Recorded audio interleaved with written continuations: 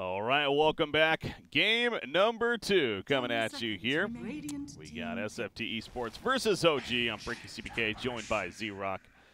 The draft underway. So, of course, if you happen to be just tuning in, SFTe-sports taking the first game over OG behind a gyrocopter played by Thompson. And obviously a good necro game. I mean, across the board, it's just a solid play from them and deserving the victory. So OG, we'll see what kind of adjustments they make going into game number 2. Well, they banned necro. That's an adjustment, yep. Slight one. But still with the Lich on the opening, and you got to give Jerax his Earth Spirit. I mean, it's just so hard to not do, right? It's like leaving Wisp open for somebody like EG or Liquid. You just don't do it. So, oh man. SFT, though, with the same opening we saw yesterday in one of our evening games with the Night Stalker AA. Yeah, Night Stalker AA coming out, and as we mentioned yesterday too, I mean, the idea of a mid-ancient apparition is apparently a thing once again, but probably not. Probably. I mean, Thompson already played mid-gyro. Might as well play mid-AA.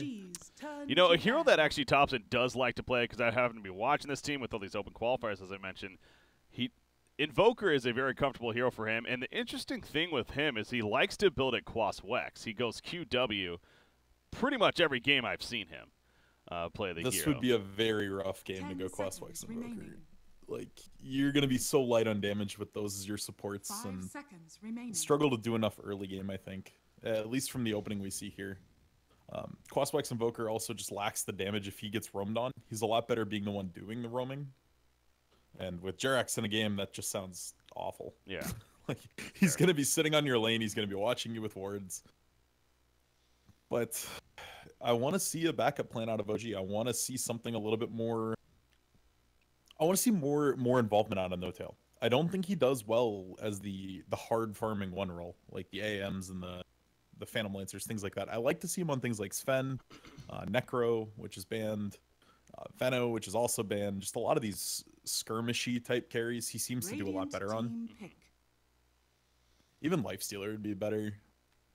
Pairs well with your Spirit. What about like a Terror Blade? That kind of screams No Tail to me. See, they did that though, and it had a negative win rate for them. Like, they played a lot of Terrorblade games going into TI this year, and actually really struggled to secure wins with it. Naga Siren is always an option. Naga's an option. Meepo. Meepo's a great option. Like, teams have forgotten that No Tail does play this hero. It's definitely something to be keeping in mind. No Tail. And there is the, I don't know, the easy combo, yeah. I guess. You just chrono into AA ult, and it works great. The only worry with it is it puts you really reliant on those ult cooldowns. If there's a bunch of blink daggers or a bunch of mobility out of OG and you happen to blank one chrono, you can just kind of lose the game off the back of that. Yeah. That's why a lot of teams have shied away from this duo. It used to be such a prevalent duo. And it's a super strong laning pair. Like, Faceless Void trades so well using Time Walk to take off damage, as well as having the bash that with Chilling Touch factored in, you can pretty much kill any offlaner. Brewmaster. Yeah. S4 plays it, No Tail plays it. Yep. Really curious to see which direction it's going. Well, go ahead. We've seen them. They've tried carry brew before, so I'm really curious. So what I was going to get at here, Complexity has actually ran a lot of Brewmaster lately. Specifically Chessie for Complexity. He not only spams this hero in pubs, but in their tournament matches in the King's Cup, he's actually been playing it a fair amount as the carry Brewmaster. So, you know, you kind of bring that up. And so there, like, I guess my point is, there's a team out there that also has done that, you know, pretty well and to some decent success if you're comfortable with the micro, and of course the hero player like No Tail and S4R. And in the laning phase, this hero I think is really strong too, between his passive and the Drunken Haze spam. Yeah, I think talent smoothed them out a lot. Like, we used to have the situation where early game he was just a monster. He could crush lanes, he could do really well into the mid game once he got his blink, and then he just kind of didn't do much. But I think now you can build him to the point where you go boots and then a blink, and then you look towards more carry-esque items, Shadow Blades, BKBs, things that are going to let you right-click and abuse those new talents that Brew has, that massive attack speed talent, even a nice little damage talent as well. Really can scale him well into the late game if you run him as a one position. but also the offlane potential. I know Keizu actually has also been playing it a fair amount, speaking of offlane. And as you talked about, S4, of course, has history even last year playing it here and there. So it's either or. Yeah, I really want to see it as a 1 here, especially against Void Weaver. Neither of those are really great candidates for a super early MKB. So the evasion's going to do some serious work if this is a core Brewmaster. The big worry you have, though, is if you run core Brew and he gets AA ulted in a chrono, he's still very vulnerable to die there. And if he dies pre-split, it's just devastating. Like, that's the biggest fear with Brewmaster. If you run him as a carry or a mid, if he doesn't get split off, he's just, 30% of the hero he was. All right, well, they're in the reserve time pretty deep here to figure out their 4th hero. So this could be telling of perhaps where Brewmaster will ultimately end up being. And I think this is going to be real telling. What they pick for Rezo here is going to be really telling on what they feel like his position is going forward. Like, Death Prophet is, I don't want to say a simple hero, but a fairly binary hero. And a Lycan definitely is going to open up a lot of options for them. This is looking like it's going to be offlane Brew now, or solo safe lane Brew even, and then you aggro tri-lane. But it's going to really supplement their damage a lot. Like, Brew crits are going to hurt when you're howled. Oh, geez. And, of course, against Night Stalker, like it is, yet again, another good option there as far as the howl synergy of nighttime. It's good as an evasive option here. I'm not sure how much I like taking Lycan into Void Weaver, though. Like, you're going to really struggle to kill those people during an ultimate. Yep. And your crowd control definitely not the best here. You're still in a 1-stun based lineup on OG. Turn to pick. Technically, too, with the Earth. Brewing. In split, yeah. Quap doesn't really that's help more of a playmaker. There's their do stuff hero, but again, you essentially have 1 stun, 1 silence as far as what you can use in the middle of a team fight. Against Void and Weaver, this is scary. 10 seconds remaining. And where is Weaver going? So is this going to be an offlane Void potentially? Because Weaver is safe lane? I think you run dual lanes. You go like Weaver Night Stalker off and AA Void safe. Okay. So their mid option then is what you figure they probably still want. That'd be my guess.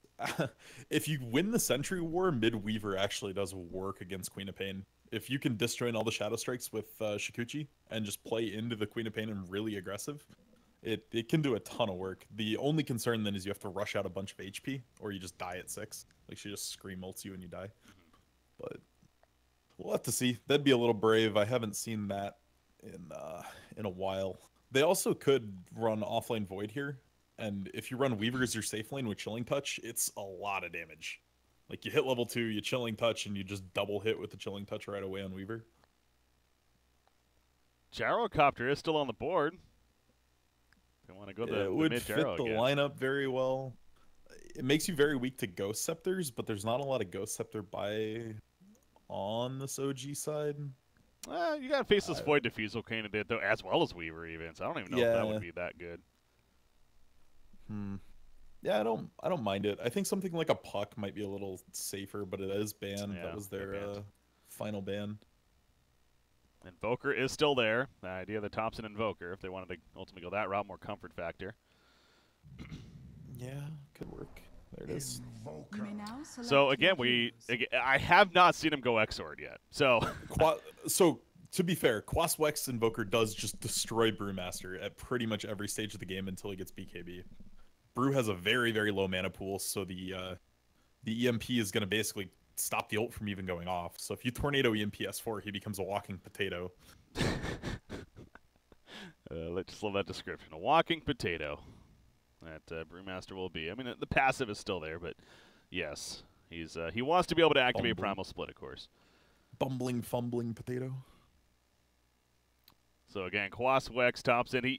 What I've seen, not only that talent build, but he likes to build, of course, the urn into even I want to say it's a drums. Yeah. And then he actually goes back to a Hand of Midas into an Axe. That's like been a typical build that I've seen from him. The issue on Invoker is if you don't go Midas, it's really hard to get to that late game state where you have access to all of your skills leveled up. But Urn into anything on Quaswex Invoker does so much, because every time the Urn ticks, you get a Cold Snap proc. Yep. That's honestly just the whole broken mechanic behind that. It does mean Night Stalker can't get Urn, though, which kind of hurts. That's your most mobile roaming hero. Now, they saw AA place this forward most likely, and Fly's coming over with a sentry. There you go. So generally what I like to see teams do is leave it. Yeah, this is great. Because what this means is Queen of Pain's not going to have to drop an Ironwood branch to get the Super Tango. You just have Queen of Pain wait until she needs some regen. Tango's the ward instead, and still gets the gold from it as well. I love this out of Jerax. He got out so fast they weren't sure if he placed the ward or not. 30 seconds And so they weren't to quite battle. positive where it was placed. Yeah. Nope, he placed it on his side, actually, so they're not going to Really find it. well done. Really, really well done out of him there. Yeah, they get Jerax and Earth Spirit once again. Honestly, though, man, from a draft standpoint, I give the edge to SFT here. I really do think they have the potential to 2-0 this. With the momentum, and again, clearly playing some comfort, like I said, Thompson playing that Invoker. Illidan Weaver, I know that rings a bell as well, so they got to be on cloud 9, like I said right now, and not to act like you have the victory by any means, Wait, but I'm kind of with you 9. as well. Well, yeah, Cloud 9. get it. Rest in peace. All right, so it will be Pexu supporting the Weaver down here. You got Faceless Void in the top lane. Feels bad. The word was slightly in ranged creep range, so he doesn't really get the value out of the Tango. He just had to use it right away so the creep didn't get the ward kill. Oh. Thought you had that, didn't you? Well, Thompson. It's all the same to me. Need to be careful here a little bit. Earth Spirit's rotating in. So, see if they look to jump him here shortly.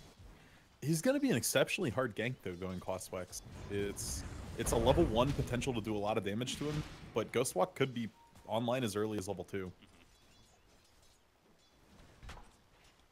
Bottom lane, Night Stalker rotated down here, so will be a defensive tri-lane of sorts for SFTe-sports, trying to get that farm in Illidan and prevent Brewmaster. But right now, Brewmaster, he's soaking up some nice experience. So got a half a level in. Picks up a magic stick even. He's feeling fairly confident. In going Drunken Haze at 1, that means he's feeling okay here. A lot of times offlane Brew is almost forced into taking passive right away, just so if they get gone on, they have a shot at living. But this is going to let him actually contest the side pull, get his level 2. That's very nice for him. Nikwa going toe-to-toe with No-Tail up here. Look at this mid lane. Like, Thompson's having to give so much respect to Jerax here. Now they're rotating STST in. Yeah, they're rotating the Night Stalker in here. Resolution just continues to just run at him, but okay. Kind of getting creep blocked there even. To be a little bit careful. What have we here? In that middle lane, Haste Rune. And Queen of Pain positioning herself to pick that up. He's going to take some cold snap here, but we'll be able to grab it though. It'll be fine. So Night Stalker still has another minute 45 before that nighttime. So at least wants to get 2, of course, if not 3 ideally. Tornado just harassing Queen of Pain there. Or did that stop? That might have actually taken off a salve. Not sure. I think I saw salve in his inventory, and now it's gone. So I think he might have taken that off there. As Illidan going at it with Brewmaster here. So Illidan, what kind of farm are we going to see on the Weaver? Do you think he prioritizes the Lincoln Sphere here? Is this going to be more of an aggressive game as far as damage items go? Lincoln's is okay. It gets taken off really easily by the Brewmaster Haze, obviously. I would like to see just like Dragonlance into Diffusal or something. Something a little bit more aggressive, but with some extra HP. He's just got to get ahead of the Queen of Pain's burst, basically. If he can do that, he'll be in a good shape this game. Well, as far as level 3 even, so Brewmaster so far is managing to do pretty well. That's what you'd expect out of him. It's a trade-off, though. Nikwa's 4 already in this top lane and getting CS. And then there's Faceless Void. Playing the off-lane Faceless Void, kind of asked the same question of him. I mean, does he go more of that just a pure initiation route? They got the damage from both Invoker and especially Weaver, or does he build up more like Diffusal, Manta, things like that? The Mask of Madness. Yeah. Yeah. Just always so good of an item. It really is. That item's just so solid on Faceless Void. Well, I guess after. Well, go ahead. Go ahead. I was just gonna say after the Diffusal nerfs, I think it's just a better choice now. He's actually gonna push the Slich off the bounty rune as well, so potential to get double bounties. Jerax picks up the bounty rune down here in front of Night Stalker, so nice ninja from him. S4. Swarm is applied, actually. He's in some trouble. Void comes out. It is nighttime after all. Throws out the Thunderclap, but this is very likely going to be first blood right here. Misses coming out because of the passive, man. Oh, if he got himself denied, that would have been so clutch. But it is first blood. Going so hard on fly up here. Bash Brock, one more. God, didn't even need the bash there. Earth Spirit ports in, but he's not going to be able to catch up to him. No boulder smash here. And let the run begin. He's just going to go for the TP. That's 2-0. He saw Jerax try to silence, so there is no stun up. But yeah, going back to the Faceless Void too, I guess another way to ask that is, does he go Axe this game? Is this going to be like a Chronosphere Faceless Void, or if Weaver's ahead, I think that's fine. Yeah. I think you can go Ags Blink if your Weaver is ahead after you've gotten one like farming item. Yeah. All right, here Invoker almost has the phase boots finished. As STSD comes in, again, being nighttime, Resolution has to respect that. Even level 2 Night Stalker. Although Earth Spirit rolls in on a Thompson here. He's got a Tornado. He's silenced up currently. You need to throw that out, but a nice blink hit from Resolution. Nope, never mind. Thought he was going to Ghost Walk there, but no, he actually just stays alive. Yeah, Quaswax Invoker, man. That's a lot of regen. It is. Very, very heads-up Tango from him, too, though. Like, Thompson saw he was getting gone on and just jammed a Tango right away, and that actually was the difference maker in whether that auto killed him or not. Jeez. That regen, he pops a Shrine, so back and good to go here. This Lycan pick is just so odd to me out of the side of OG. Like, it doesn't really do anything to enable their game plan. It makes Queen of Pain a huge damage threat and right-clicking as well with Howl, but Radiant are scanning. Just seems very disjointed. Yeah, picking it into a Chronosphere is a little risky. But like I said, I think the Night Stalker synergy is what makes it the most appealing, if anything. But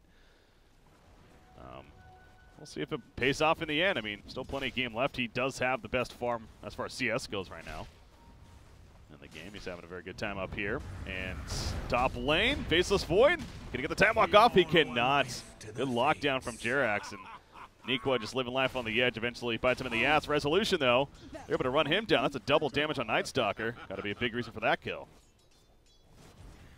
Yeah, he got a little ambitious on Rezo there. They knew the Night Stalker was coming. They had this warded when he grabbed the double damage. Just simply gets caught. I'm sure cold snaps, tornadoes, whatever. Goes back again to the idea of Invoker going to the Quaswex. A lot of that crowd control. And Quaswex has a bit of a surprise factor. S4 might be dropping in the bottom lane here. We'll have to see. No-Tail's also dropping at the top lane, so both lanes here. No-Tail trying to juke around the trees. That's not going to work. He goes down bottom lane. Brewmaster, he's going to be fine. Kills off the bug, but 4-1 start now. People don't really play against Quaswex Invoker as much anymore. Everyone respects Sunstrike damage and Forge Spirits beating into your face, but the amount of control offered by Quaswex is a little bit surprising to a lot of players. Yeah. And I'm sure they've done their research, but you do also kind of have to wonder if that's something that, you know, they saw coming in, or did they maybe have to react to it, realizing what was going on. As far as the build goes, Weaver, he actually pops his time-lapse right there, simply to get off the debuffs. Wasn't really in a dangerous spot. Lycan, though, Lycan, by the way, he's invis right here. He's smoked up, even coming to the middle lane. This is a rotation from Lycan. He's going to pop the shapeshift. They want Thompson dead. Will this work out? All of a sudden he runs in. Thompson's like, crap. There we go. The detection comes out. Wait, who has it? Somebody oh, No-Tail has it. Yeah. Yeah, he does. Very nice. I was like flipping through everyone else, and I'm like, how are they going to do this? But No-Tail just putting the team on his back, saying, I got this. Don't worry. I'm the support in the Lycan. Yeah, you could tell that completely caught Invoker off guard there. He was not expecting a Lycan all of a sudden to run at him from the side. I wouldn't be. No. Nope. It's definitely a very aggressive move. Fly, he's in a very precarious spot, but he'll be able to get away, it looks like. It is back to daytime, so Night Stalker unable to run him down. Thompson will pour back in. Silence goes up on a Queen of Pain. They're going to make a play here? Cold snaps? No. That's Tornado, but choosing to hold the mana. There's a raindrop on the Queen of Pain. Way too hard of a kill. Yeah. No Tails build. I want to get to it before he queued it up, but now he does have the Necronomicon queued up. Is that the choice here, you think? It's really good into this lineup until Weaver hits 16 or 18 now. Sorry. It's a mana burn on Faceless Void or on Weaver could be super devastating in these team fights. Whether that stops a time lapse, a chrono, and obviously the pushing power is very nice. There's also just not a lot of casual AoE on this SFT side to bring down the Necro units. So I think it has good potential. He's going to be getting to it at a reasonable timing, but it is going to kind of, I don't want to say put them on a clock, but give them a window where they're at their strongest for quite a while once he picks up that Necro. Yeah. Brewmaster. And you can see, go ahead. Oh, go ahead. You can see it being matched by Rezo in the mid lane as well. Like, he's going a Veil, which is another early game power spike item. Yeah. After that, I think he has to go Orchid. I don't even think there's a choice in this game. You need that silence so badly. Speaking of early game items, Brewmaster also following that chain, going the Blink Dagger ASAP. 800 gold saved up. But on Brewmaster, I was going to say this. He's one of these offlane heroes, especially where, you know, level 6 is a spike point for him, similar to a Clockwork or whatever, where he wants to try to use that Primal Split now. And yeah, you see the movement here. Coming out There's a middle. bit of fear putting this much pressure on the mid lane, though. Like, sure, you can shut down an Invoker a little bit. Oh, they're just going to eat this AA, though. But that's good, because that spots the like, and it forces a shapeshift. If I'm the Radiant side, I'm happy with that. Because that was a dead overall. Invoker, most likely. A DD Howl on Rezo, though, is going to mean that this T1 gets a ton of damage, if not falling entirely. Radiant structures A lot of pressure coming out, but they do not want to give it up for free, that's for sure. Primal Split, though, Invoker gets caught here. And a Sonic Wave right in the face. Take him out. So, not only do they end up getting the Invoker kill, but that tower kill definitely still happening. You see, using the Storm Bruling. Gonna throw up. Are they gonna Faceless go Void. on this Void? It's a long CC. Shouldn't. Radiant's middle tower is under attack. No, just harassing him, preventing him from denying or anything crazy. They find resolution up here. I mean, Chronosphere is ready. So it's everyone nearby. It'd be a pretty ambitious move on their part. Boulder Smash going in. Night Stalker with that magnetized ticking him away. He may end up falling here. Yeah, Queen of Pain will finish the job. EMP coming out from Invoker. Catches Fly, actually. And now Fly probably going to die. Cold Snaps on him. So good kill from Thompson, at least. Yeah, very important kill right now, too, because he just picked up his Urn. Like, getting those opening Urn charges matters a lot, even just for pressure. Like, Cold Snap earning somebody is going to be a lot of damage at this stage of the game. So the Tier 1 tower going down, though. OG, overall, a nice sequence of events for them. The Veil has been finished on Queen of Pain, you mentioning earlier. He also talked about the idea of going the Orchid, but right now he has the Yules queued up. I think this is potentially a mistake. That gives a lot of room to the Void and the Weaver. Yes, you have Jarak's Silence, but that's not enough for two heroes. Well, for now, that seems like his choice. Nikwa. Now, if they had Sunstrike, you know, this is where the Qualifier is a little unfortunate. Sunstrike, I mean, they guarantee get this kill, but AA, I guess, works too with the Ice Blast. Is that even enough damage, though? I mean, with that armor.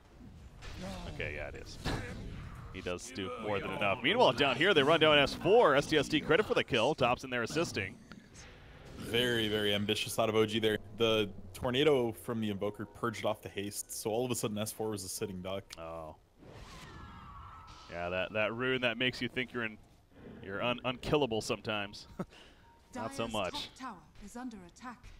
So they catch him. A nice couple of kills for SFTe-sports, but one at the top, one at the bottom shrine spot, and now No-Tail's actually getting caught out. The EMP does happen, but the shapeshift already activated. But you see those cold snaps, the offensive Urn, and it is going to be enough tick damage for Thompson to get that kill. But now Resolution comes in. He doesn't have much mana to work with, though, and that could backfire for him, actually. In fact, Faceless Void running in with the auto attacks, gets a bash proc right there. Thompson assisting, and Resolution will go down. Boulder Smash comes in very late. The Primal Split as well. Thompson getting low himself, going to maybe Ghost Walk out. No, he's trying to run away right here. Has an Urn to use as well, but he's going to be stunned up by the Earth Bruling, and will be picked off in the end. The Air Bruling, meanwhile, throws up Weaver in the air. Thwack. As the time lapse backwards, though, goes the other direction, gets that life back. Shikuchi's the other way, and Illidan makes the escape in the end. STST is still hanging around nearby, if anything, to buy more time, and that he does. So they do pick off Invoker in the long run, but numbers-wise, it again works out for SFTe-sports. Absolutely. That was such a huge wand from Weaver there to enable the time lapse, sending him in the wrong direction. Worked out super well. Radiant's Yeah, it bottom sucks to lose tower Invoker, is but under attack. when you're running a Tricore like this, that's the least of your worries. Your Weaver and your Faceless Void both did some work there. Ice Blast. It's going to connect on a Brewmaster. You have the Boulder Smash nearby. Again, Jarek's just on point, lining it up. The Tornado whiffs everyone, but doesn't really matter. Radiant's bottom tower is under attack. More than enough Radiant's chase right bottom there tower to take is out the falling. Brewmaster. Bottom tower goes down, though. That's a real crucial death, though. Look how close Brew is to his blink.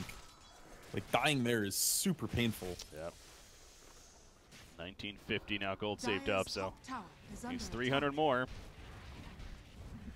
He Would adds have it been up. 50 Dire's off top without the tower death. has fallen. Drums almost finished on Invoker now, too, so he is going the build as expected. The Urn into the drums, Radiant's and middle tower again, is kind under of goes attack. back to the Midas into the Ags after. They had a little bit of miscommunication. Nightstalker had everything for the urn but the recipe, and then Invoker bought the urn anyway, and Nightstalker pivoting away from that at this point. Oh, bottom lane, Pexu is dead. Still have silence up as well. Chronosphere's ready as well. This, oh, they silence him though. I think I was thinking about maybe trying to use it or even time walk. He does get the time walk off. And his teammates coming in. I was going to say, they could definitely turn this. Earth Spear now. He's in trouble. The Tornado combo hits Lich off to the side. Fly's going to fall. Jarex is going to go down as well. Queen of Pain's like, wait, this is not going to work. He blinks out. Lycan gets bash procced. Oh, man. Oh, that's Frog, ladies and gentlemen. Down goes Lycan. Double kill for Illidan. That was a big turn. The fact that he survived and bought all that time for his team to come in. AA is perfectly doing its job. Figure out where the heroes are and die. It's actually going exceptionally well for them because of that. They had to use Jarak's stun there, which meant they couldn't stun the Void right away, and then, as you said, honestly the very easy chrono turnaround. And Rezo committed to this Yule, so their offensive capability is going to be severely limited. Push out the bottom lane for now. Is trying to finish that Yules in full. But Illidan has a Diffusal Blade. I believe it's... Okay, yeah, it's just about finished. He needs the Robe of the Magi to finish it off. In fact, has enough gold for now with the Bounty Rune. And that's coming out here. So Diffusal Blade on Weaver. That Diffusal Blade's a huge confidence buy, too. It means they're feeling comfortable enough to move around the fights and dodge some of the Queen of Pain damage, because he's still very low on HP. The fact that that's not a Dragonlance first into a Diffusal means he really is feeling good about himself in this game. You do have the Vlad's pick up on Faceless Void. We didn't really talk much about that yet, but so he passes up the idea of going to Mask of Madness style, more for a solo kill potential. Instead, he goes to Vlad's, more team fight ready. And he is going to blink into Ags right now, queued up. So yeah, he really is just playing this moving Chronosphere. Yeah, your Weaver's doing so well.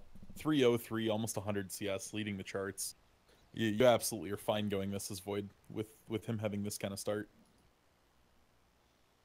You see, Thompson does have the 1 point into Exort now, so Sunstrikes are potentially there, but at this point it's pretty weak. What is it, 150 damage level 1?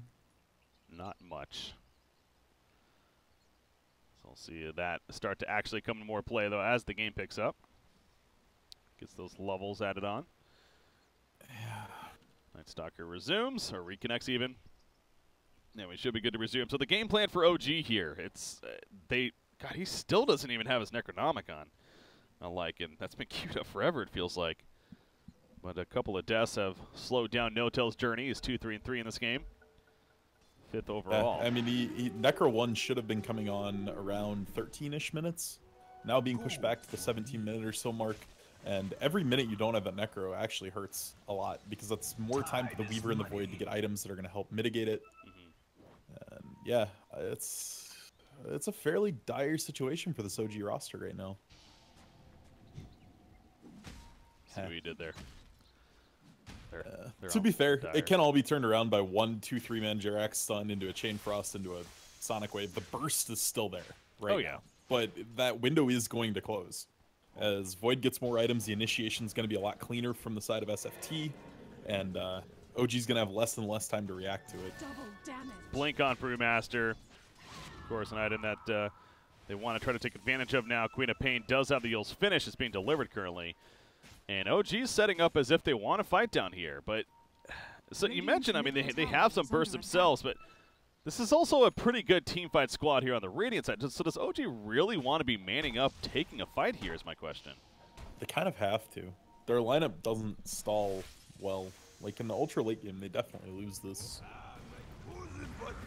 Well, Brewmaster, I guess he just simply got caught. Boulder Smash comes through trying to save the day. He gets the Primal split off because of that, actually. And now Nightstalker being stunned up. Magnetize taking him down. Illidan's also taking down the Magnetize. He does not have mana for his time lapse right here. Switches over the Strength Power Treads, but he's going to be run down by No-Tail. And Illidan is very likely, on Magic Wand, just a couple of seconds. Probably wouldn't matter, though. He does end up falling. Faceless Void, meanwhile, has a Chronosphere. Lifted up in the air by the Brewlink. Oh, the Boulder Smash mistimed it just a little bit right there. He's going to throw out the Chronosphere, if anything, to save himself. Here comes Thompson. He doesn't have much mana to work with, though. Trying to finish off S4 at least. The evasion's coming out. That's that passive of the Drunken Brawler coming into play. He finally will be killed, but at what cost for Nightstalker? The Chain Frost hits him, and he does end up going down. So OG, they get a couple of kills out of it, including Illidan killed. On the Weaver, the Ice Blast coming through. Not going to get anything there. Yeah, that's what OG needed. They finally won a team fight. And it was all off the back of Resolution. He zoned the Invoker out of that fight entirely. Invoker was forced to commit everything on Rezo, who just managed to blink away from a lot of it. So, nice job there from Rezo, just keeping him busy, giving the rest of his team time to work. It delayed the Chronosphere way too long, and finally an OG victory in one of these skirmishes. It's got to feel good for them. Still 1,000 or so net worth lead for the Radiant side, but again, at a point where it's could go either way still. Yeah, it gave No-Tail almost 1,000 gold, though. That's huge in pushing the Necro progression. Necro 2 now going to be completed here. Yeah. Necro 3 coming in short order. And the golden timing for Necro 3 has always been about 20 minutes. If you get it by then, that's a good timing. It's going to be effective for about 10 minutes. That's when we definitely need to see the pressure being put on. Looking at the vision here up either side. OG is the one with some fairly aggressive ward, of course, in the Radiant jungle. Won themselves with the top lane. The Radiant side, not so much. Like, No-Tail's using these wolves extremely effectively. That's true, and just keeping tabs. Something you have to remind yourself of is Illidan. He's going to right into Jarex, gets stunned up immediately. Can he time-lapse in time? He's silenced up for just a little bit longer. Probably going to time-lapse after. There we go. He heals on up. Here comes the Ice Blast, Jarex. Valiant effort on his part, but he's going to be stopped on his rollout, and he will get taken out. Off to the side, Peksu. Chain Frost is coming up for Lich right here. It's a 5 versus 4, though, if you're OG. Well, I guess not technically, because Thompson's over here with SDST, but not worth the fight. Yeah. A bit of an ambitious go there. They had full vision on the side of OG, and thinking they could just bring down that Weaver with just a Boulder Smash was very ambitious. Rezo can just kill him. Yeah. I was watching this. I'm just like, press R? Yeah, nicely done though from Rezo, not giving him time to time lapse. He didn't even have it. He played that beautifully. He was still on cooldown, so that's why I'm like, I just don't even get what Illidan's plan was there. If he maybe thought somebody was TPing in or what, but that was a very silly decision. And you make plays like that, especially against a team like OG, you do not want to give them those kind of openings. So get the easy kill on him, and Resolution now top net worth in the game, or has been, even furthers his lead. And now he has the Orchid coming out as they're trying to do Roshan meanwhile. Double damage, Queen of Pain will assist with that. So it looks like it's going to go uncontested. Who do they give it to, Lycan or Queen of Pain here? I think it's going to go to No-Tail, but I think it should go to Rezo. Like, if Rezo runs out of mana, he can just chuck himself into the middle of the fight, die, and come back with a full mana pool. Versus if No-Tail falls, you don't get a lot of value out of the second life. Yeah. Okay, they are going to give it over to Rezo. Bottle Ice Blast comes in at the last second. Obviously just a little bit too late, though. So picked up by Resolution here on Queen of Pain. This is where OG's macro play is going to have to come into play, though. They cannot win a 5v5 if everything is up and it's a straight up 5v5. They need to either push people around the map weird, find a good pick off with a smoke, use that extra vision they have. They've got to do something a little out of the ordinary. Interesting here from Thompson, by the way. He actually chooses to pass the Hannah Minus altogether, and instead is just going into the Ag. So it's going to be slowing down. I mean, it's progression throughout this game now because of that choice. Yeah. The only upshot for this for Qualifier Invoker is you can pretty comfortably skip the +1 Forge Spirits at 15 and go 30% XP. True. Which is going to push you forward a little bit, but that does compound with Midas very nicely. So it seems like SFT might be feeling like there's a bit of pressure on them right now, which is a little surprising given how the game's looked. Oh, top lane. No, they're just going to put pressure on the tower up here. Got the armor being passed around from Lich, and S4 jumps on in, starts beating on the tower. So it's going to be an easy tier 1 for them at 22.5 minutes, not surprising. S4's working on the Vlad's bottom lane. That's a kill onto they used Chrono. Spirit. That was a Chrono, yeah. Nice blast as well, of course. And Pexu is going to try to TP out in time. Not going to happen. He's Yulsed on up. That does allow Nico to escape, though, so Pexu on that AA, we mentioned it several times. He's doing his job. Yeah, getting the information, creating space, as they say. STST, he was viciously pushing this middle lane. It does not stun anymore. Why Frost blasted a creep? Did he?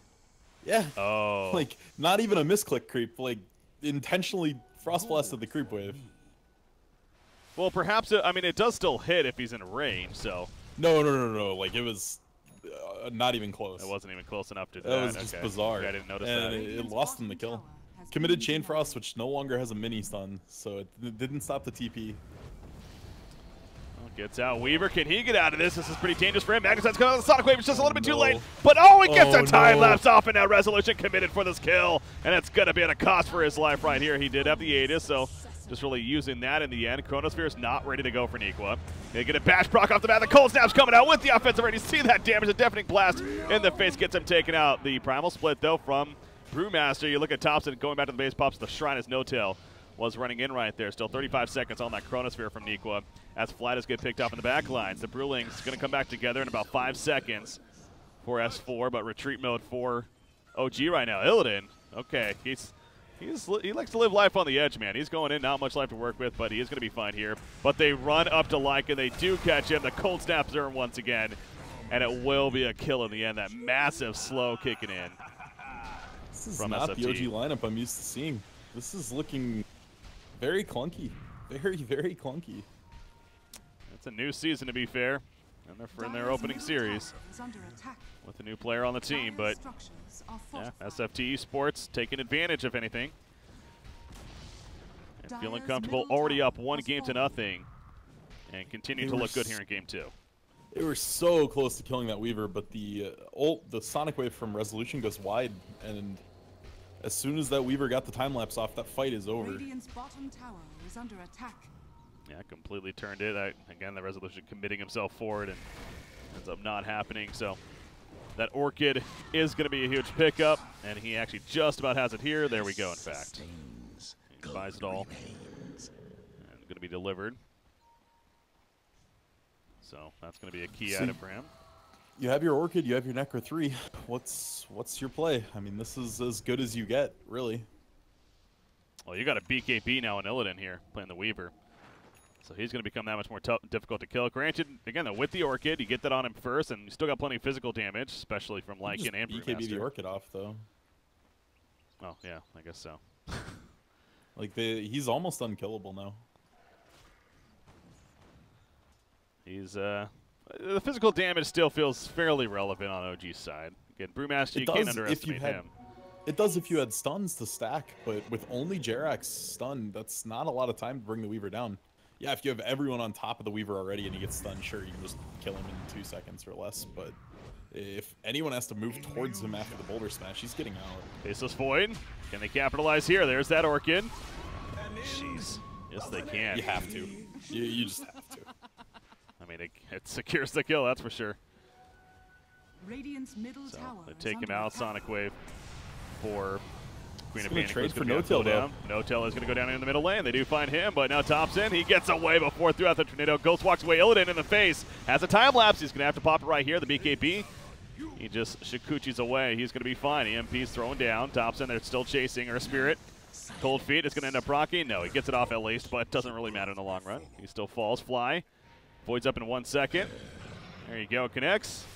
Now Fly's in trouble. Queen of Pain is here. STST overcommitting somewhat, and that might have cost him his life. Deafening Blast comes out, but just delaying slightly the inevitable right there. As Thompson now runs away, but Brewmaster did commit a primal split to that. It's a fairly longer cooldown. They're going to find Thompson and get him in the air, whether they go on this or not.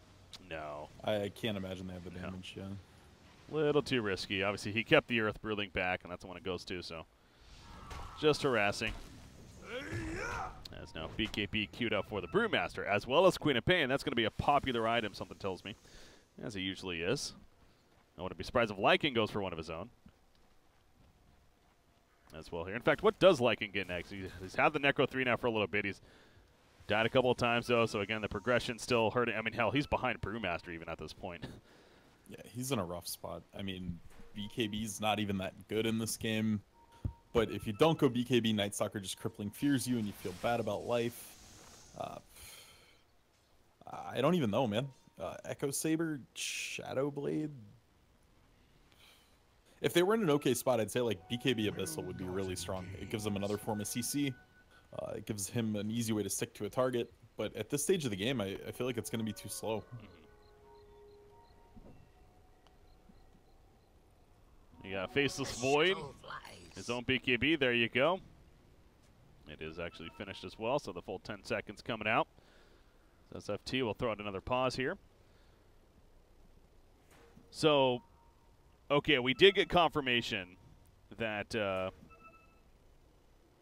Wii stack team of Wii, KZU, and crew, they did end up forfeiting. Yeah, so I know you were mentioning that earlier, but I did just get confirmation from the organizers that that happened, unfortunately. So they got that inside info. Yeah, with the players there. So they're again pulling out with multiple events going on. They're going to compete in the what's the DreamHack or Dream League qualifiers? Yeah, Dream League. Yep. So that means the other series here. So that means Hellraisers gets the default win then. And that was supposed to be a concurrent series, right? Like that was supposed to start at the same time ours did? No. It was supposed to start an hour and a half later. So it was actually supposed to start pretty much about 10 minutes ago. But again, not the case there. So so Hellraisers, I believe that means they get a default win. They play the winner of this match. And then OG, or no, well, I just got ahead of myself there. The loser of this series, way ahead of myself. The loser of this series will play, will not play again though, because obviously again of the forfeit there. So GSL stage, you can't have a team pull out. I mean, it just ruins the format entirely. It does. So, but that's the case. GSL, like it's kind of a mini double elimination tournament here.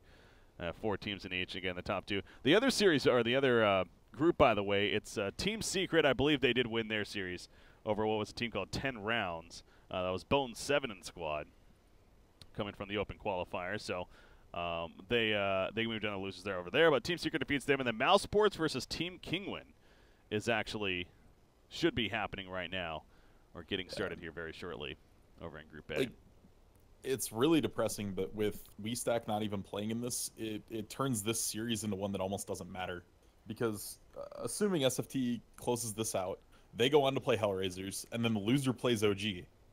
Yeah. And, like, whoever wins that moves on. So it essentially takes away a bonus round or an extra chance for OG, but it really doesn't affect their potential to move forward in this tournament at all.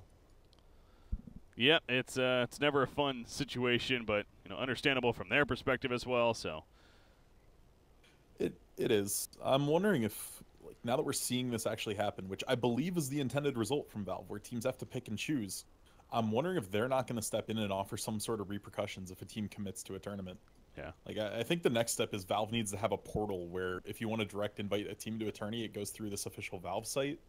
And if they say, yeah, we'll play, then they're locked into that. And if they don't show up for a match, they're, like, banned from the next tournament or something. Like, there's going to have to be some repercussions, or we're going to see this like crazy. With the busy schedule here, yeah. So many of these events kind of kicking in. So we've already seen it in several events. I know King's Cup even went through a little bit themselves with their format and everything. So that's an odd statement to make. just the casual police at the door. So get that figured out here. What for owning too hard in Dota? Ha. And then the winners finals actually, right? Yeah, the winners finals is going to be happening later on today as well. And we do plan to cast that. So essentially, the winner of this will play the winner of so they'll play Team Secret. It sounds like here again. I believe that they won. So. What do you mean Or not Team Secret? I'm sorry. GSL, They'll play Hellraisers. I'm sorry. Yeah. The winner of this plays Hellraisers. Yeah, Secret's in the other group here. Let's point. I still can't believe we have a Kingwin team. I haven't seen Kingwin sponsoring a team in years. Yeah, that's the former alternate attacks team there, and guys that have been around forever as a squad, so getting picked up by Team Kingwin. It's an old CSGO staple right there, Kingwin. We're back. Ready to go again. Ags is queued up for Faceless Void as well. So we'll have that short cooldown of the Chronosphere once he eventually gets that. Setting up top lane. Brewmaster is a difficult kill. They have more rotating in, though. They want to go! Good thing he canceled the Chronosphere. Jeez. A blank on the Chrono would have given OG a little bit of hope here. Yeah, Boulder Smash. Jerax has some clutch stuns, man. He allows the Primal Split, and now Faceless Void is silenced up. He has to just keep on running at this point. So, flying the back lines, the EMP hits him, and the Ice Wall slowing him down. He's going to be run down by Weaver right here. Looks like, oh my god, the stun again from Jerax, but no, eventually enough damage for the kill on the Lich. Resolution, meanwhile, trying to blink out. The cold snap's happening. No, he does get the blink off. Will survive. So far, the only death on a fly by No-Tail. He does not have Shapeshift anymore. He's going to be disarmed by the Deafening Blast. Illidan standing his ground against him as well. The BKB pop. No chance for No-Tail to get out of there. He'll end up falling. Brewmaster now, they are going to run him down as the Diffusal comes out. That's the Diffusal level 2, by the way. And the Cold Feet probably going to end up proccing right here as well. A nice animation from him, but he goes down for the double kill for Illidan. In fact, Resolution now. Cold Snap once again up. As here comes the Magnetize from Jerax, trying to once again save the day. Ancient Apparitions picked off, though. Resolution with a Sonic Wave in the face of Thompson, going toe-to-toe. That Meatball comes out, though. And Resolution blinks away at the last second with the urn up. Going to be fine. Pops the Shrine. Earth Spirit, though, he goes down. And actually ended up killing Thompson, by the way. Did Resolution. He comes back in, and he cleans up Illidan as well. It's a hat trick coming out for Resolution here as he stops a streak on top of that. That was, wow, a great finish for OG, actually, considering how that started. Yeah, still ends up being a 4-for-3 in favor of SG, but that could have gone so much better for them and so much worse for OG. Rezo getting that Sonic Wave off and the super huge Magnetize from Jerax, at least making it okay. But again, they're showing they just don't have answers. They had No-Tail right on top of the Faceless Void. He was silenced and stunned up. Still couldn't bring him down in time. It's just, they really have zero answers to this Weaver Void duo core. Resolution, just, I guess, going to harass Faceless Void. Maybe the support was a little bit slower than he expected. He goes back in, but what? Heard a BKB. Well, that's a misclick. That had to be a misclick, yeah. That's that was a 10-second BKB as well. Ouch. Yeah. So that's going to be on cooldown now. 1 second less. A little bit unfortunate, perhaps, trying to swap around items or in the wrong spot. That happens to the pros as well. It's moments like that where you kind of like, okay, yeah. Like, so I don't feel as dumb when I do it now. Oh, we've all my games. Anyone that says they've never done it with over 1,000 games of Dota is lying to you. Oh yeah. Except me. Never done it. 5-man smoke coming out here. It's gonna get ruined by Nikwa though, if he just comes out a little bit. Yep. Yeah. There you go. Spots them. And whoa, that is a massive Chronosphere. The unfortunate thing, he also caught Illidan. In comes the Ice Blast. It's going to hit everyone right here. Will it really matter in the long run? Probably. Fly goes down. You see the split up with the Primal Split of the Brewmaster right there. STST flies over the edge, all into Jerax, where he eventually is picked off. Resolution blinking in as well. Tornado comes through. EMP put down on top of No-Tail. No-Tail again just really struggling in these fights. He's in Shapeshift. He's just trying to simply run, though, at this point. He's going to go toe-to-toe, but he'll end up dying in the back lines. Thompson trying to live. That's not going to work, though. Resolution gets a double kill. And now Nikwa caught in a bad spot. He's going to end up going down right here. Another triple kill for Resolution in this fight. I mean, that was an insane Chronosphere with the Ice Blast, but SFT, catching Weaver in it as well, kind of screwed up the momentum there. Yeah, and not having Invoker around to throw spells right away. It just took a little too long, so the Chrono ended up being pseudo-wasted. I wonder if this Ice Blast will be enough to push OG back. They're pretty committed. They want this Roshan kill very badly. But again, we're just seeing, though, what is the Lycan doing in all of this? He's not doing much, just yeah. Really struggling to get anything done. And they are going to peel off the Roche. This is essentially going to feed it to SGT or SFT. I mean, you have a double damage rune on Weaver, especially. You do not want to commit to that. They Lycan just resurrecting. They would like his medallion, if anything, to do this Roshan. So now they don't want to give it up, but Chronosphere, what's the status on that? Well, he's dead, so. He does have a buyback, 10 more seconds if we want to. Anyways, they're going to commit to this. Double damage Weaver. He's dropping. He pops the time. That's a possibility. S4 picks up the Aegis, though. And now Illidan in a really bad spot. He's going to end up going down most likely. as they do run him down. So that ends up working out for OG. The ballsy move to try to steal the Roshan in their face with 2 people really still dead. Wow. Probably a bad decision. Yeah, that was just well played from OG there. It's huge that S4 managed to click that Aegis, or that goes the other way entirely. SFT, he's being run down. Resolution starting this off. You see Pneumatic Grip comes out, the Boulder Smash, going through the Creep Wave, and Night Stalker's picked off now too. So that's a Sunstrike, haven't seen that yet. Oh, the Chronosphere. Again, this is a Brewmaster though. Oh, he pops a Chain Frost. Brewmaster will end up going down, so the Aegis is going to be used pretty quickly right here. Coming out, but OG swings back some momentum for them. I mean, this Queen of Pain is really ahead. 19.5k net worth.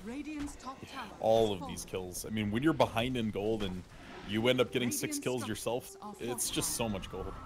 Radiant's middle tower is under attack. And they're kind of split pushing right here, mainly pushing in the middle lane. The Creep's also assisting up at the top. Yeah, No-Tail's realizing how little he can actually do in a team fight, so he's just trying to always be in a different lane. Because if he can pull Thompson or pull the Weaver away, it could be huge, but looking like he might be in trouble here. Oh, and now Invoker's the one that could be in trouble, actually, so perhaps baiting them out. Thompson goes down, he's dead for 70, no buyback. BKB committed by Nikwa right here. No Chronosphere, though. As Ancient Apparition linked in, but did Resolution overstep his boundaries? No, because he has cheese. He eats that up, he's going to be fine. Illidan, oh, that's a time lapse the other way. Unfortunately for him, he's still going to be caught out, though. The burn is up from the Orchid. That's more than enough damage to finish him off. This is just crumbling for SFT. They have such a huge control of this game in the team fight. And they're still trying to defend right here, but seems like they're just almost throwing themselves at OG at this rate. Illidan, though, is going to be able to finish off No-Tail. And so finally, they are going to be able to hold here, it feels. As Fly also goes down, the silence put up on a Queen of Pain. Do they really want to chase this? Looks like they do. There's that time dilation, but Faceless Void, this is what I was saying. Do you really want to chase this? They don't quite have the damage to actually kill Nikwa, though. And now Earth Spirit actually may die because of that, so okay, does work out. Whew. Oh, man. So, Rezo, though. Rezo's the real X factor here. What's going to be his final, like, question mark? Does he sell the Veil? I think he sells the Veil and goes Mjolnir. They need more right click. I mean, it's great synergy, too, with the level 25 talent, obviously. Oh, yeah. So 60% life still there, and he does get a course. Chronosphere comes down. Queen of Pain. Is he, though? He got the BKB Single up. frame the BKB. Yeah. He made it look easy. He's still potentially... wow. Hit him! He's out of options, though. Sunstrike, it's minimal damage still from the Exort, not being Shiva leveled up the Life most. Okay, they get it. Nikwa gets it. That's a 9-kill streak stopper. Mechanically, what just happened there is actually pure luck. He basically came down to Yule's into a Chrono, and then the game decides who gets the first frame of action. Whether that's Void and freezing you in the Chrono, or you and spam clicking the BKB. He got the click off on the exact frame he went down, and he had frame priority. So that gave him the BKB in the Chrono, like mid-Chrono. But not quite enough to let him live. Yeah. Did take a very heavy commitment out of this SFT lineup, but all in all, I mean, they're going to be very happy taking Rezo off the map for over a minute. And by the time he's up, Chrono's back up as well. Also a reminder, the only buyback used right there was Weaver's. I mean, it's a crucial one, but almost felt like it was actually more. The way that fight was going, they're meanwhile split pushing the middle lane. By the way, Weaver's completely out of defusal charges. He's at the level 2 defusal even. Weaver's been purging so many of these rules from Queen of Pain. Dire's middle tower has fallen. S4's got a bit of a pipe dream in his quick buy right now, but if he could manage to get there, it would be absolutely huge for their lineup going forward with the Radiance queued up. Sustaining that extra damage throughout the team fight, giving the mischance even to the Void and the Weaver is just huge. So we'll have to see if he can make it there. That is a tough task. Faceless Void, by the way, he has his axe. He can purchase it now if he wants to, without buyback, of course. But honestly, that's one of those items. It seems like if you're going for it, you want to get that ASAP. So they just might be a little gun shy with Weaver buyback being down. Now OG has a target, right? You know the Weaver buyback is down. If you can burst her down, then you pretty much win the team fight. Yeah. Pain going in, pops the Shivas. They find Weaver. This Jerax, man, just never ceases to Be impressive with the Earth Spirit. S4 goes in as well. Thunderclap. Primal Split. Nope, he decides better of it. Figures They really need to force the BKB out of somebody first. Gonna get something at least. Get the Night Stalker. As you mentioned, it's something there. Very, very tanky Night Stalker though, with Solar Crest and Lotus. You aren't the only thing. Does have quite a bit of armor. Bottom lane being pushed out by Thompson, however, he's level 21 now. He has his own BKB actually just about finished, so yet another one of those coming out in this game here. Weaver. What does Weaver get next? We mentioned the Diffusal. It's out of charge. It's still a great stat-based item, of course, as well as the Mana Burn. Is Desolator a thing? Could they still use that? Maybe, yeah. Probably Bloodthorn is what this crit's going to go into, would be my guess.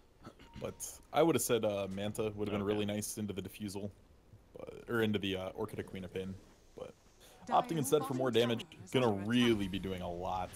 That even just having baby crit is gonna do a ton of damage here. Queen of Pain deciding to go the Octarine core instead. At least queued up there. So passing up the idea of the Mjolnir, more that right click as you were talking about. You get the synergy there, but Octarine has its own merits.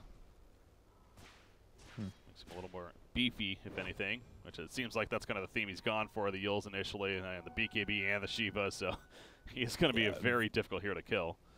Very defensive itemization this whole game. Fly, did he go too far? They kind of want this, though. As you said, perhaps some bait right here. Primal Split in the back lines. STST going to be thrown out. There's a Tornado encounter. Gonna buy time for him to get away, but that Tornado of the air breathing lasts a little bit longer. Night Stalker, the Lotus Orb up, reflecting the damage. Lycan's getting caught, by the way. He's getting low. The Chronosphere comes out. Chain Frost in the back lines. It is bouncing around. A lot of creeps nearby. And the Sonic Scream on top of that. Resolution, he's committing into the base with that BKB. No Lycan is dead. Weaver is dead. You're right. No buyback on him. Ancient Apparition also getting picked up. No buyback. So Resolution doing plenty in that fight. And now they're going to push this tower. It is a 4 versus 3. No Chronosphere. They do have Invoker sitting back spamming abilities, but Neekwa's caught out now. Lotus Orb popped though in the Time Walk, as well as the BKB. He's back up to full. They need this tier 3 so badly. I mean, do they? I don't know if they have enough damage to kill Resolution, so I think they actually might be able to get this pretty easily. Night Stalker does go down there, and yeah, you can just tell. Without Weaver, they did not feel comfortable defending here. It's a long time till Weaver, too. This could be Rax. You're pretty safe that they don't have buyback at this point. They would have used it. So you're feeling very confident if you're OG to continue pressuring here a little bit. Jirax just going in, throwing the Boulder Smash out. Neekwa is going to use a Chronosphere. They might kill Earth Spirit as the Meatball comes down, but again, Resolution is definitely going to stay alive. He pops his BKB. Going to turn out. They maybe the greatest building hitters here. So long. But finally, they do get the ranged Rax, but now S4, he's perhaps overcommitted. And he'll end up going down here. Resolution, of course, makes his way out, but so they got the ranged Rax. That's not ideal, but it is a Rax. Yeah. I mean, that's kind of the punishment for this Resolution build choice, though. Like, if he had even just a Maelstrom there, that Rax falls so much faster. Without No-Tail, you can really see the lack of building damage coming forward. But all in all, they do manage to secure barracks. They end up winning the team fight, and Gold Lead slightly swings back into their favor. For the dead. Ancient Apparition's working on his own axe now, so we are getting to that point. 42 minutes in, going to start seeing more of these luxury-style items. This is a very important time for SFT, though. They need to make sure they get Roche control and no win at spawns, because they potentially are going to lose their shrines in the next 2 minutes or so. And if they don't have full vision of Roshan and know where OG is, giving up that Aegis could just lose them the game. Well, they got the Faceless Void with that axe, as mentioned in the Chronosphere, and he has 2,200 gold saved up, so this is definitely going to be nice progression for SFTe-sports. Keep mentioning how the lack of damage. I mean, Weaver deals damage, but obviously, as we saw without him in the fight, then they really miss out on him. So Faceless Void will kind of be the backup here, if anything, as far as being able to right-click. I'll give OG a lot of credit in the fact they're making these team fights very scattered. They're splitting people up. They're making them do odd things. And it's definitely causing problems. Yeah, look at this. That's an Invisor Spirit. I was wondering why. Okay, the rest of the team is smoked up behind him. Every other room gets purged with Tornado, but They got Weaver. It's a hard kill, though. Oh, it is a hard kill. The BKB in the time lapse. And now here comes a response. Darkness is applied. No tail. He has Shapeshift. He's going to try to use it right here. He got Silent Step. Doesn't matter, though. Chronosphere also connects. The Chain Frost is bouncing around. The Lotus Orb was put up, but it does kill No Tail. And now Resolution. He was caught in that initially. He's able to blink out, though. Again, he is extra tanky. Nico just trying to sit on top of him, but STST is going to eventually be run down. But the cores of SFT are going to stay alive This for is now. a big kill, though. Although Top's in. Yeah, he actually gets caught back. And what was he doing even back here? I mean, he does have the magic wand, but he couldn't move. Like, that was a great play from S4. He just kept them in the air for so long. Kind of feeling like that's No Tail's job. Draw a Chronosphere, draw an AA Blast. All right, so I apologize. That was a melee Rax right there. Wow. The range Rax does get destroyed now, but for some reason I thought those were range Rax that got destroyed initially. So, anyways, top lane, flag goes down.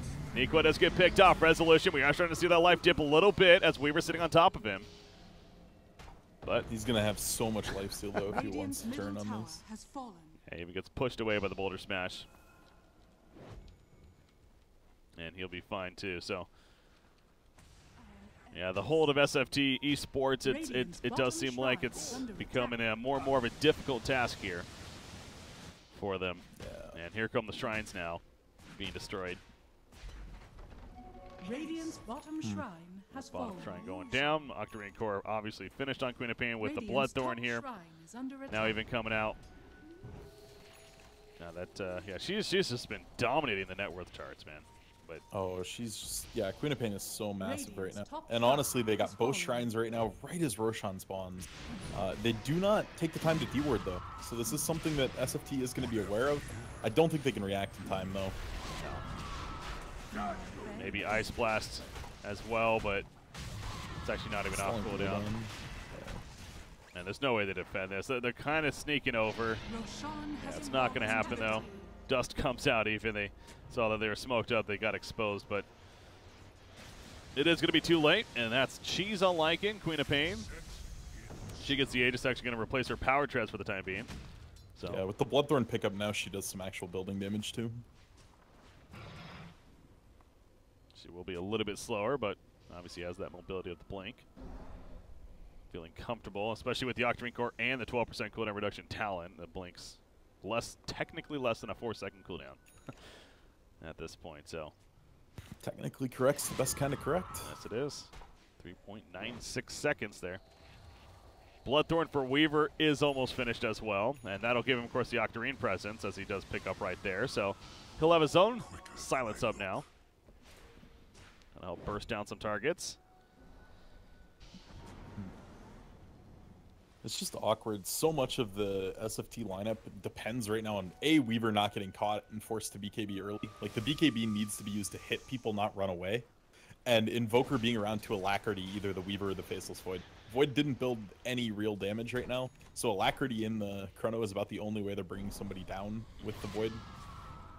So yeah, Invoker's positioning is key in this. If they could just burn tops in again, it's probably game. Again, this is game number 2. SFTe-sports actually up 1-0 over OG, so OG trying to force that third game. SFT would like to close it out here, but right now OG, the ones that are in control. 10,000 net worth lead, have the bottom set of racks taken out, top lane. Queen of Pain's up here. You see Illidan going in. Queen of Pain does have that Arcade Rune. It's going to be wearing off. BKB's going off. S4 uses his. There we go. Illidan his own. Pops a Shrine even as well as a time lapse. So got very scared right there. They're going to kill off some of the Brewlings even. But it's like, how do you commit to resolution here? Well, that's going to, he's a half day. Oh my God, he's melting away actually. Again, he has the Aegis here, but Sunstrike misses. Yeah, he's just standing his ground, so he's just going to purposely commit the Aegis. Meanwhile, in the middle lane, No Tail split pushing. That's why. So they're playing a distraction game, if anything. On the side of OG, but now silence up on a Queen of Pain. Here come the auto attacks. They're going to start up with the Cold Snap as well. BKB ult. Oh, there comes the Chronosphere, though. But the push out from Jerax comes through once again. He's on top of the pledge with the air sprint, allows Resolution to come with the Sonic Wave, heals back up to full, and now Faceless Void's going to end up dropping most likely. He's already lost. Nikwa, however, no, he stays just alive enough for now. He has another time walk in 2 seconds. It doesn't matter. The Scream comes out. He goes down. Double kill for Resolution. Buyback on a Faceless Void, but that's going to be a Rax kill as well for OG. It's time and time again. Jerax just continues to save the day. I bow to the Jerax god. The only reason he could even do that was this incredibly smart Aether Lens pickup. It gave him the range to just kick his teammate out of that chrono entirely. That was insane. And this is the beginning of the end now for OG. Weaver goes down, no buyback to be had. It's Mega Creeps, obviously. And OG will stay alive, move on to game number 3 here in this best of 3. I mean, Resolution, net worth-wise and everything, he no doubt was the carry. But Jerax, I think you can give the MVP award to in a lot of ways here in this game. Oh, definitely. They're just still this game overtime. was so bleak for OG in so many ways. And honestly, Rezo and Jerax just putting the team on their backs and making it okay. So we are going to game number 3 here. Oh, boy. That we are. That we are. 49-minute victory for OG, feeling pretty good. And I actually do have an update here.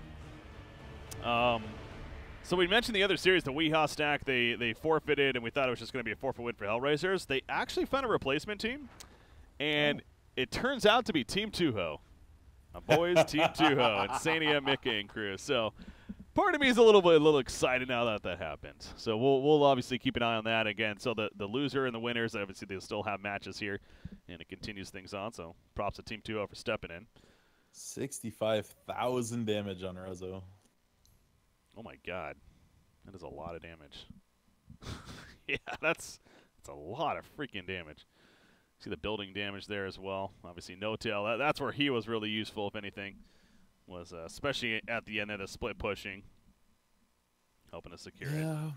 I mean, I still wasn't a fan of the Lycan. I just think that game's easier with a lot of other cores, but I managed to hold on. We got game 3, ladies and gentlemen, OG versus SFTe-sports. I know a lot of people out there may have expected a quick series here. That's not the case. We got a good one, best of 3, going the distance. I'm Breaky CPK, joined by Z-Rock. Game 3 coming up next here for the PGL Open Bucharest EU Regional Qualifier. Stay tuned, guys. We'll be right back.